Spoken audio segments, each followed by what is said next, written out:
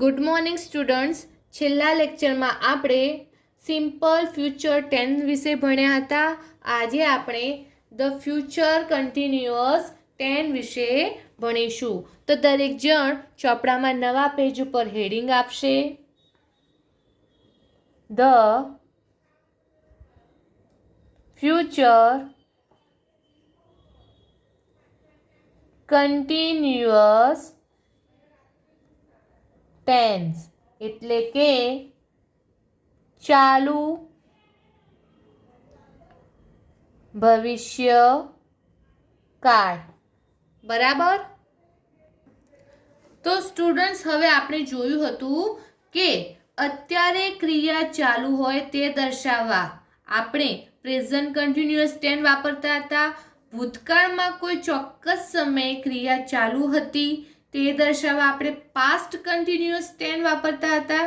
એવી જ રીતે ભવિષ્યમાં કોઈ ચોક્કસ સમયે કોઈ ક્રિયા ચાલુ હશે તેવું દર્શાવવા માટે ફ્યુચર કન્ટિન્યુઅસ ટેન્સ વપરાય છે. તો સૌથી પહેલા આપણે લખીશું ભવિષ્યમાં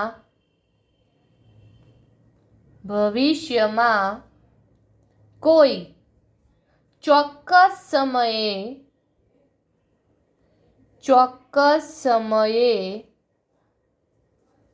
કોઈ ક્રિયા ચાલુ હશે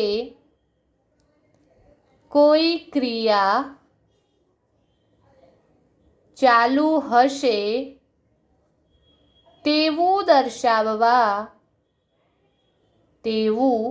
દર્શાવવા ફ્યુચર કન્ટિન્યુઅસ ટેન્સ એટલે કે ચાલુ ભવિષ્ય કાળ વપરાય છે. હવે જેવી રીતે આગળના કાળમાં આપણે સૌથી પહેલા સાદી વાક્ય રચના જોઈ હતી, એવી જ રીતે આપણે ચાલુ ભવિષ્યકાળની સાદી વાક્ય રચના જોઈશું. તો સૌથી પહેલા આપણે લખીશું વાક્ય રચના. તેમાં સૌથી પહેલા શું આવશે? તો કે કર્તા, ત્યારબાદ વિલ બી અથવા શેલ બી. બરાબર. ત્યારબાદ ક્રિયાપદનું આઈએનજી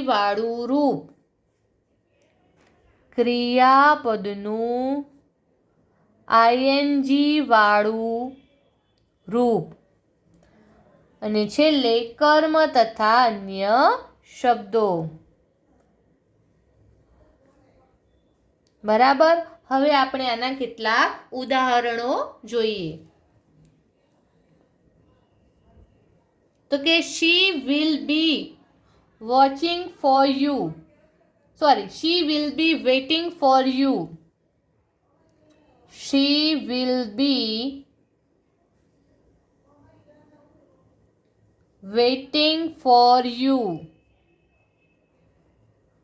એટલે કે તે તમારી રાહ જોતા હશે. રાહ જોઈ રહ્યા નથી, હજી રાહ જોતા હશે.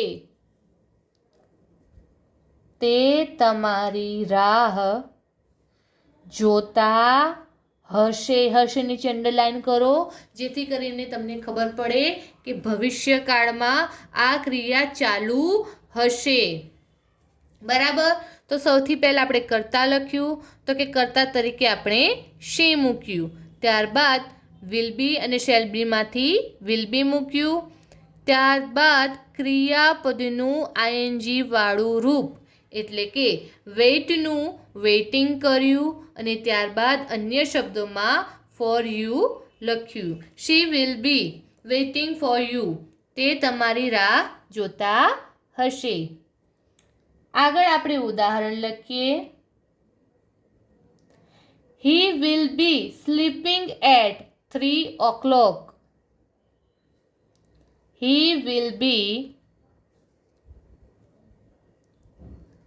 sleeping at 3 o'clock એટલે કે 3 વાગે તે સૂતો હશે. 3 વાગે તે સૂતો હશે. બરાબર.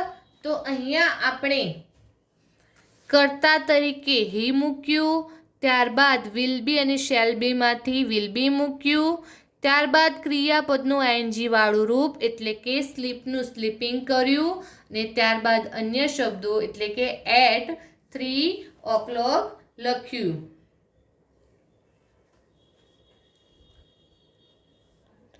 ત્રીજું ઉદાહરણ આપણે લઈએ.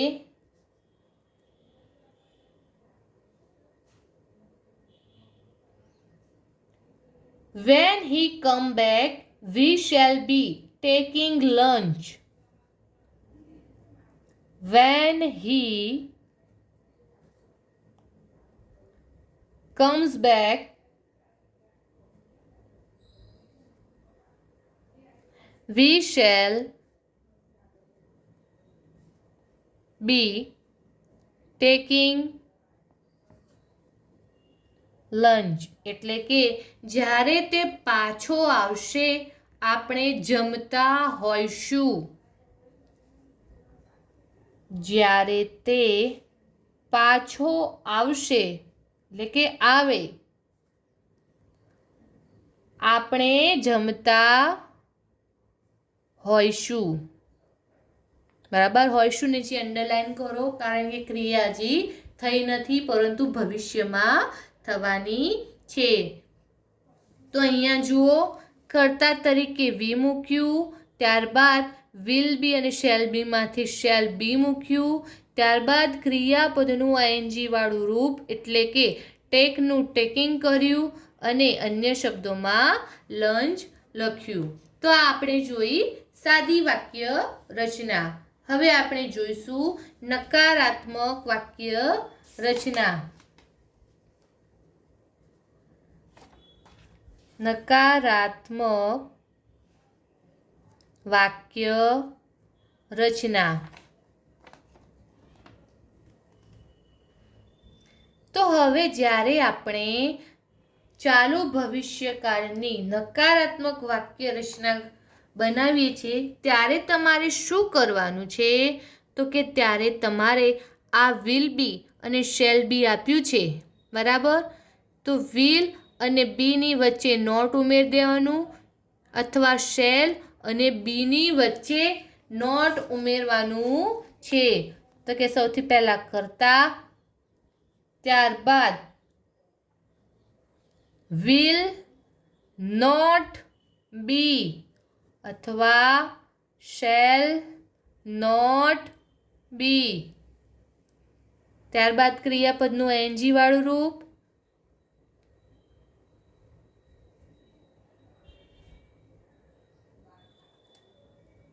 અને છેલ્લે કર્મ તથા અન્ય શબ્દો.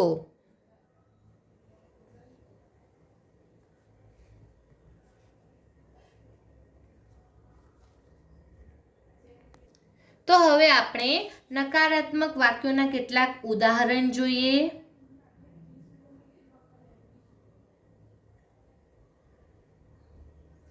He will not be sleeping at 5 o'clock. He will not be sleeping at 5 o'clock.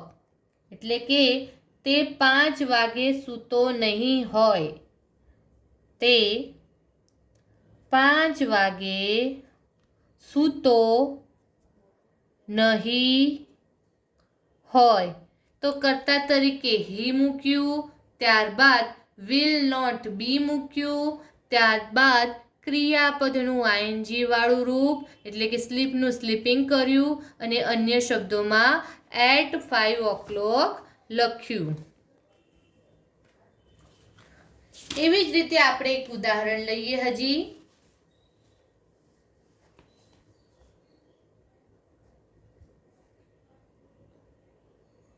We will not be playing like this at this time tomorrow. We will not be playing like this at this time tomorrow. એટલે કે આવતીકાલે આ સમયે આપણે આવી રીતે રમતા નહીં હોઈએ. આવતીકાલે આ સમયે આપણે આવી રીતે રમતા નહીં હોઈએ. બરાબર. તો કે સૌથી પહેલાં કર્તા તરીકે આપણે વી લીધું, ત્યારબાદ વિલ નોટ બી મૂક્યું, ત્યારબાદ ક્રિયાપદનું આઈએનજી વાળું રૂપ એટલે કે પ્લેનું પ્લેઇંગ કર્યું અને અન્ય શબ્દોમાં લખ્યું like this at this time tomorrow. We will not be playing like this at this time tomorrow. આવતીકાલે આ સમયે આપણે આવી રીતે રમતા નહીં હોઈએ.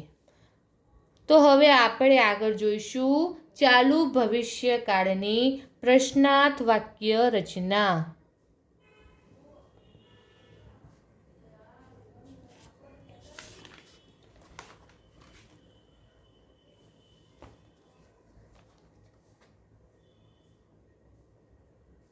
તો એની વાક્ય રચના કેવી થશે? તો કે સૌથી પહેલા વિલ અથવા શેલ આવશે, ત્યારબાદ કર્તા આવશે અને ત્યારબાદ બી આવશે, ત્યારબાદ ક્રિયાપદનું આઈએનજી વાળું રૂપ આવશે,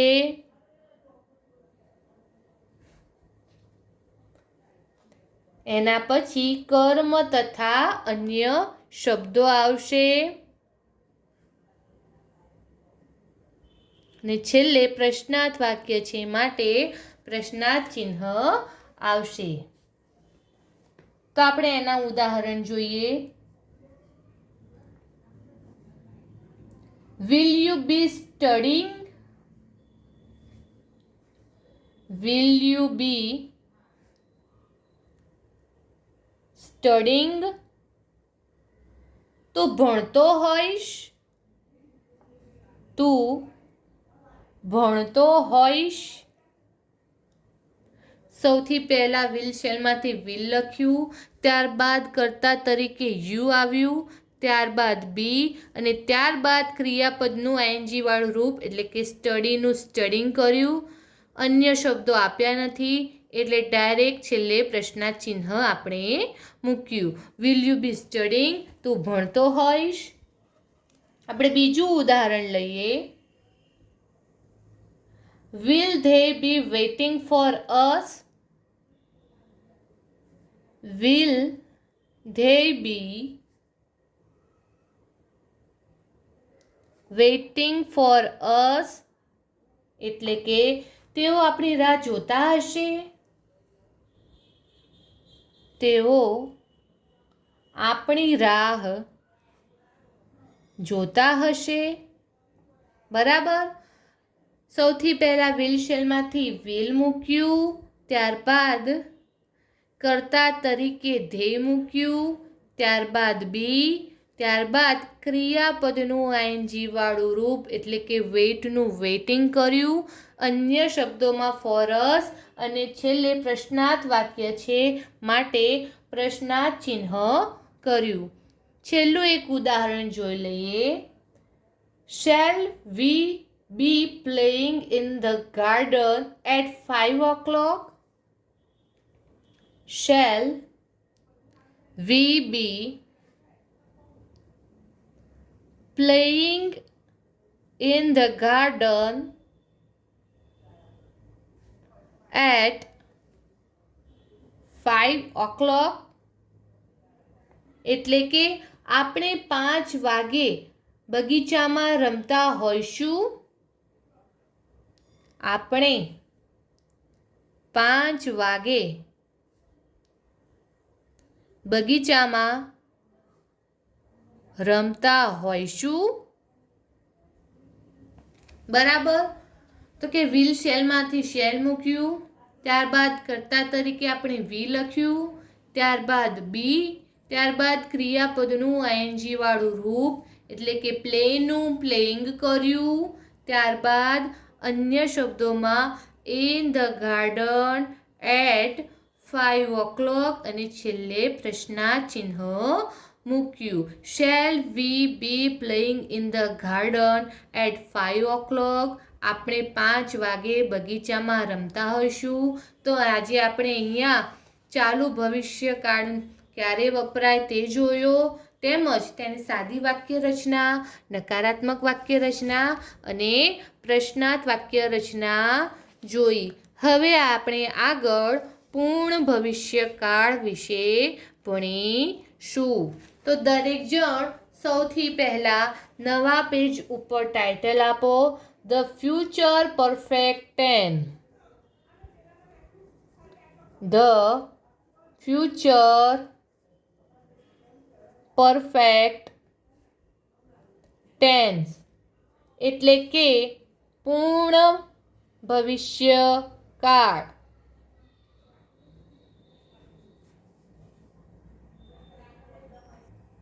તો કે બાળકો પૂર્ણ ભવિષ્યકાળ ક્યારે વપરાય? તો કે ભવિષ્યકાળમાં અમુક સમય પહેલા કોઈ ક્રિયા થઈ રહેશે તે જણાવવાને પૂર્ણ ભવિષ્યકાળ વપરાય છે. અમુક સમય પહેલા ભવિષ્યમાં કોઈ ક્રિયા થઈ રહી હશે તે દર્શાવવા પૂર્ણ ભવિષ્યકાળ આપણે વાપરીએ છીએ. તો દરેક જણ સૌથી પહેલા લખો, ભવિષ્યકાળમાં અમુક સમય પહેલા કોઈ ક્રિયા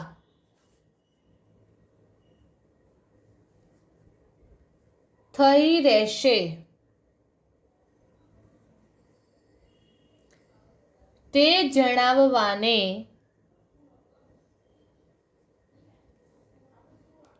પૂર્ણ ભવિષ્યકાળ વપરાય છે.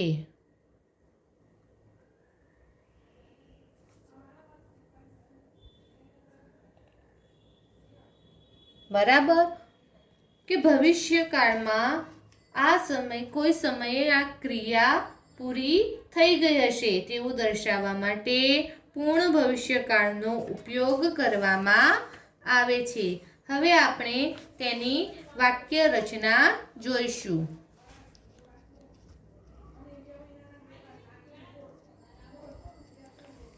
તો કે પૂર્ણ ભવિષ્યકાળની વાક્ય રચનામાં શું આવશે?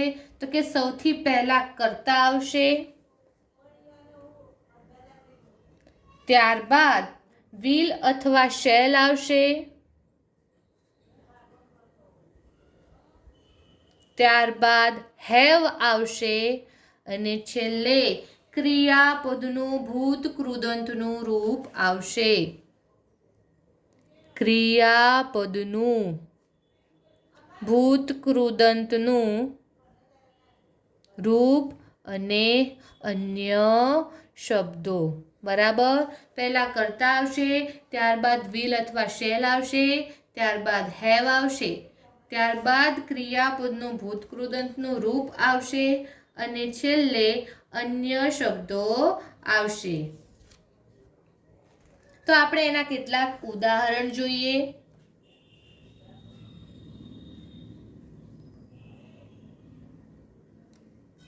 I shall have bought a car. I shall have bought a car. એટલે કે મેં ગાડી ખરીદી હશે. મેં ગાડી ખરીદી હશે. બીજું આપણે ઉદાહરણ લઈએ તો કે a car will have been bought by me. A car will have been bought by me. એટલે કે ગાડી મારા દ્વારા ખરીદાઈ હશે. ગાડી મારા દ્વારા ખરીદાઈ હશે. જુઓ, આ બે વાક્યનો અર્થ તો એક જ છે, પરંતુ લખવાની રીત જુદી જુદી છે. તો કે I shall have bought a car, તો કર્તા તરીકે આઈ આવ્યું, ત્યારબાદ વિલ અને શેલમાંથી આપણે શેલ લખ્યું, ત્યારબાદ હેવ મૂક્યું, ત્યારબાદ ક્રિયાપદનું ભૂતકૃદંતનું રૂપ બોટ મૂક્યું અને અન્ય શબ્દોમાં અ કાર આપણે લખ્યું.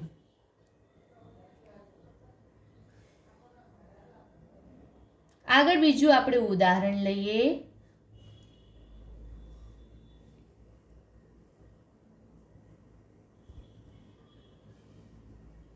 I shall have reached Mumbai by tomorrow morning. I shall have reached Mumbai by tomorrow morning. એટલે કે આવતીકાલે સવારે હું મુંબઈ પહોંચી ગયો હોઈશ. આવતીકાલે સવારે હું મુંબઈ પહોંચી ગયો હોઈશ. બરાબર. એવી જ રીતે આપણે ચોથું ઉદાહરણ લઈએ. I shall reach the station before the train comes. I shall have reached the station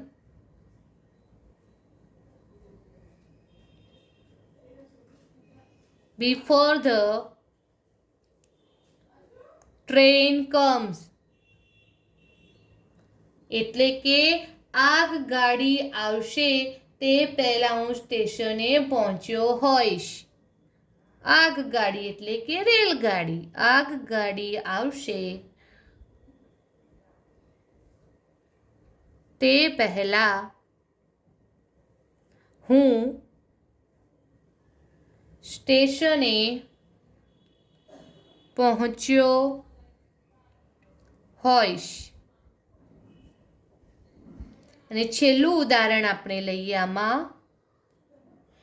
He will have finished the work before we arrive. He will have finished the work before we arrive.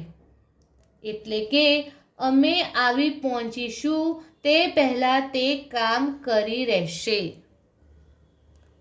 અમે આવી પહોંચીશું તે પહેલા તે કામ કરી રહેશે.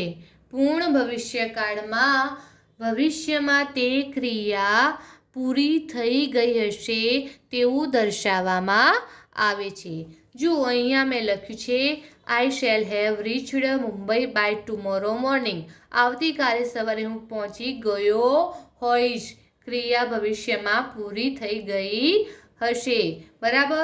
તો કર્તા તરીકે આઈ લખ્યું, ત્યારબાદ વિલ અને શેલમાંથી શેલ મૂક્યું, ત્યારબાદ હેવ, ત્યારબાદ ક્રિયાપદનું ભૂતકૃદંતનું રૂપ આવશે અને પાછળ અન્ય શબ્દો આવશે.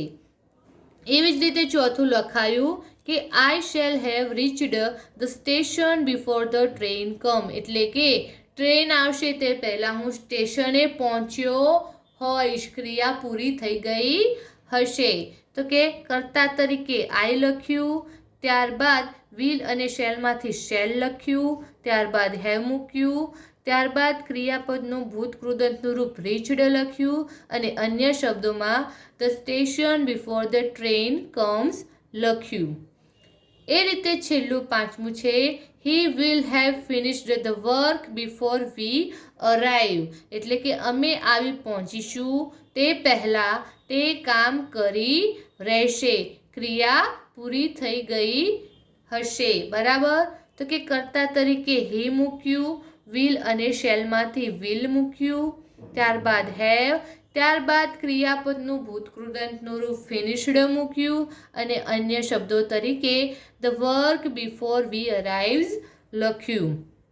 તો બાળકો, સ્ટુડન્ટ્સ, અહીંયા તમારા 9 કાર્ડ પૂર્ણ થાય છે. દરેક જણે આ 9 કાર્ડ તૈયાર કરવાના રહેશે.